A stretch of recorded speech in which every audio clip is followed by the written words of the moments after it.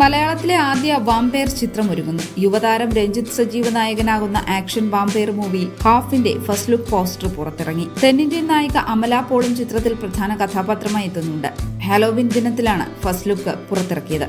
രക്തക്കറയിൽ രണ്ട് കൈകളും ഒന്നിൽ ടൂൾസും മറ്റതിൽ രക്തം ഒലിച്ചിറങ്ങുന്ന ഹെഡ്ഫോണുമാണ് പോസ്റ്ററിൽ കാണാവുന്നത്. ഒരുപാട് ദുരൂഹതകൾ നിറഞ്ഞു നിൽക്കുന്നത് കൂടിയാണ് ഈ ഫസ്റ്റ് ലുക്ക് പോസ്റ്റർ. ഗോളം എന്ന ചിത്രത്തിന്റെ സംവിധായകൻ സംജാദാണ് ഹാഫ് സംവിധാനം ചെയ്യുന്നത്. മലയാളത്തിൽ ഇതുവരെ പരീക്ഷിച്ചിട്ടില്ലാത്ത വാമ്പയർ ആക്ഷൻ ജോണറിലാണ് ചിത്രം ഒരുങ്ങുന്നത്. സ്ലോ മോഷൻ ഉപയോഗിച്ചിട്ടില്ലാത്ത ഒരു ആക്ഷൻ പാക്ഡ് സിനിമയാണെന്നതും ഈ ചിത്രത്തിന്റെ പ്രത്യേകതയാണ്. ഇന്തോനേഷ്യയിലെ പ്രശസ്തരായ ബെരിട്രീറ്റ് യൂലിസ്മാനാണ് ചിത്രത്തിന്റെ action choreographer. Raid 2, the night comes for us എന്നീ ലോക പ്രശസ്ത ചിത്രങ്ങൾക്ക് ആക്ഷൻ കൊറിയോഗ്രഫി നിർവഹിച്ച കൊറിയോഗ്രാഫറാണ് ബെരിട്രി.